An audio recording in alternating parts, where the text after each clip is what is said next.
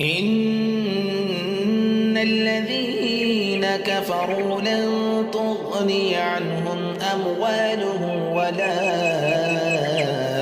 أولادهم من الله شيئا وأولئك هم وقود النار كدأب آل فرعون والذين من قبلهم كذبوا بآياتنا فأخذهم الله بذنوبهم والله شديد العقاب قل للذين كفروا ستغلبون وتحشرون إلى جهنم وبئس المهاد قد كان لكم آية في فئتين التقتا فئة تقاتل في سبيل الله وأخرى كافرة يرونهم مثليهم رأي العين والله يؤيد بنصره من يشاء إن في ذلك لعبرة لأولي الأبصار زين للناس حب الشهوات من النساء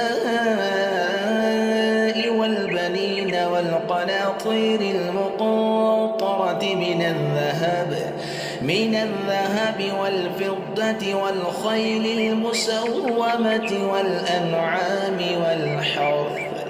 ذلك متاع الحياة الدنيا والله عنده حسن المآب قل أنبئكم بخير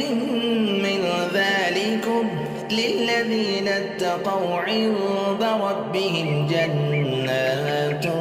تجري من تحتها الأنهار خالدين فيها وأزواج مطهرة ورضوان من الله والله بصير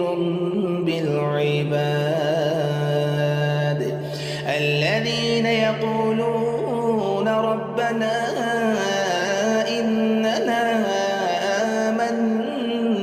فاغفر لنا ذنوبنا وقنا عذاب النار الصابرين والصادقين والقانتين والمنفقين والمستغفرين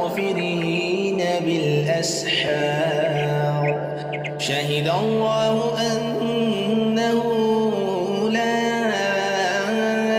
إله إلا هو والملائكة وأولو العلم قائما بالقسط لا إله إلا هو العزيز الحكيم إن الدين عند الله الإسلام وما اختلف الذين أوتوا الكتاب إلا من بعد ما جاءهم العلم بغيا بينهم ومن يكفر بآيات الله فإن الله سريع الحساب فإن حاجوك فقل أسلمت وجهي لله ومن اتبعني وقل للذين أوتوا الكتاب والأميين أأسلمتم فإن أسلموا فقد اهتدوا وإن تولوا فإن